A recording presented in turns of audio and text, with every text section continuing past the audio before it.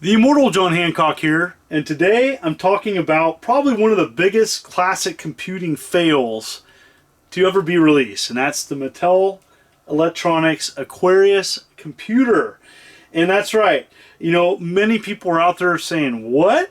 That's right, Mattel Electronics jumped into the computer scene and they wanted to make their own computer back in the day, and they released this thing. And what is it? And what does it do? In this video, I'm going to showcase my personal collection and talk to you about what it's capable of, showcase some captured footage, and talk about what people are doing to keep this computer alive. Let's check it out. All right, this is my Aquarius Computer collection to date. I have many things, and I'd like to talk about many different products and peripherals that came out for this classic computer. Just a quick note about the Aquarius Computer. It came out around June of 1983. It was discontinued in the United States by October 1983. The base unit was about $160 and it did not sell. Sold less than 20,000 units. It competed with the Commodore Vic 20 and the Texas Instruments TI-99 4A. Also, there were some comparisons to the ZX Spectrum overseas. And it only had 21 released software pieces released on the actual computer. It had a lack of programmable graphics. It only had 1.7K RAM available to use. The keyboard was hard to use. This is a failed computer for many reasons, as I mentioned some of them, and I want to showcase what I have. Now, this is the US Mattel Electronics Aquarius Computer, and it was only on the market in the US for 4 months. And it was created by Radofin, who also worked with Mattel Electronics on other things. And the rights were sold back to them after 4 months. Now, I have a non-US computer version, and what you notice is that the Mattel Electronics is taken off the Aquarius, the box and everything. So this one in particular also came with a cassette tape, and this is a variation, and this cassette tape is uncommon to find now. And these games are actually included on the multi-cart, which I'm going to talk more about later on in this video. This thing was really basic, and a part of the problem is that here's the actual computer. Not much to it. Nice build quality. People complained about the chiclet style keyboard. Had a hardwired in power adapter. That was a problem. It only had RF out. You take this off and that's where the cartridges went. The big thing that you needed for this to do anything really was the mini expander. Now this mini expander, which is right here, is you plug this into the back of the computer, and this allowed additional RAM. You can use RAM carts. This one is one that Jay sells, and this is 32K memory where you can use additional programs. And the cartridges, which are this. These are funky cartridges. That's right. This is a funky looking cartridge, and that's what the cartridges look like. And a lot of them were in television ports that actually looked worse. That's right. That was the big problem with the Aquarius computer, is that because it didn't have programmable graphics, the graphics on the actual computer look different, and they aren't as good as the Intellivision, and so a lot of people were upset about that. So the cartridges go in like this. That's funky. Here's the boxes. I have several of the games. They came with a nice manual, and they had keyboard and controller overlays. You're like, what? Controllers? That's right. You would take these overlays and you would place them on the controller that came with the mini expander, and it kind of looks like a modified Intellivision disc controller.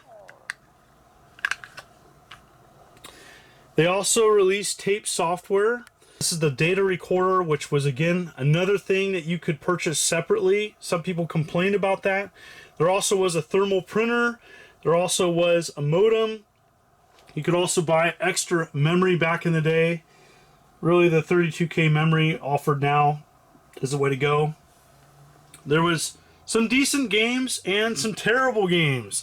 Burger Time is not a great game on the Aquarius Computer. Advanced Dungeons and Dragons, probably the more popular game that people want to play. It's a little bit more complicated on this classic computer. Doesn't look as good, but plays pretty good. There also was a bundle where you could buy the mini expander and the classic computer and 4 games all together. And they pretty much were liquidating product at this time. And I have a box. I've had this box in my collection a long time. So, if you want to check out the Aquarius Computer, you're interested, because you can get these pretty inexpensive. They don't go for much, especially if you just want the base unit and the mini expander, which you need the mini expander because this is going to give it the sound capabilities of the Intellivision. That's really important. And if you're going to go that route, I recommend getting one of these, and that's the Aquarius Computer Multi-Cart or the AquariCart, and this is by Jay Snellen, and he offers these on his eBay store. This is much more than just a multi-cart. I'm going to showcase this. Let's check it out. If you're going to get an Aquarius Computer, I highly recommend the Aquarius Multi-Cart, and this is still being offered on Atari Age. I can send you the link. And Jay did an amazing job on this. Essentially has all the instructions, everything you need, every game, all in one spot. It's really cool. And if you don't have controllers, you can move up and down the menu by using the plus and minus. I love that. And go right into a game. Astro Smash. It's kind of a good one to test the controller on. Still fun. Now the Aquarius, the challenge with the Aquarius is that many of the games didn't have the same didn't have the graphics that the Intellivision had. So by pressing the question mark key, help, and this is a really important screen because it tells you everything that you need to know how to. There's a bunch of extra features on this multi-cart, and so there's quick reference about this cartridge, the Aquarius Rarity Guide, and Guide to Home Computing. And so it's just crazy. It has all these things in it on top of every single instruction manual electronically preserved in this multi-cart. I think that's amazing. It was all hand typed in, and so really think he went the extra mile. And so you want to find documentation, you go here. The cartridge instructions have all been placed inside this multi-cart for each game. Go back here, 3 for trivia. There's trivia on each section. I just think that's amazing.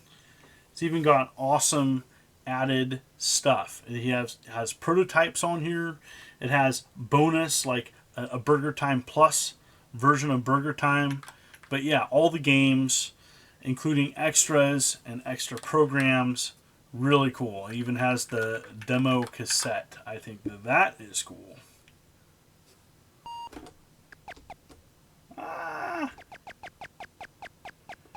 Take that. You know, some of the games, this is a good example, the Treasure Tarman, were clunky looking on this classic computer, but they actually were more diverse. So you're probably wondering, this is all cool and all, but why did the Aquarius fail? I think the Aquarius failed for many reasons. I think it disappointed people that had an Intellivision or wanted something else.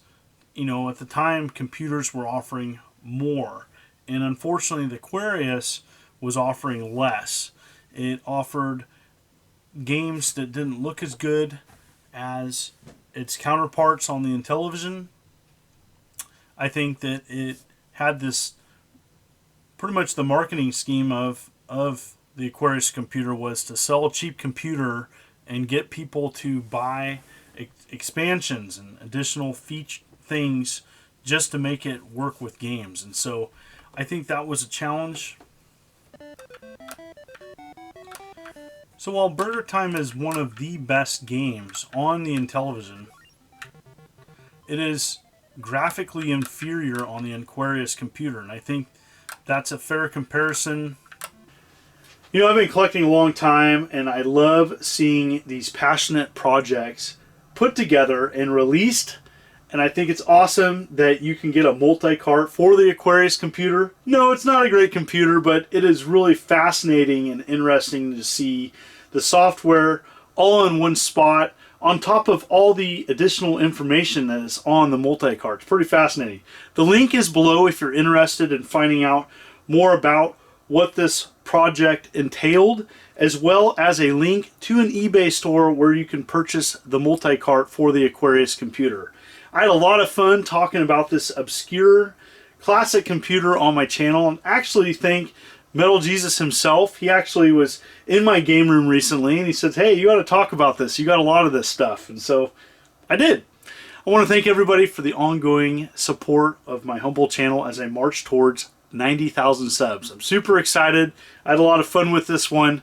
Many more videos to come. This is the Immortal John Hancock. You take care.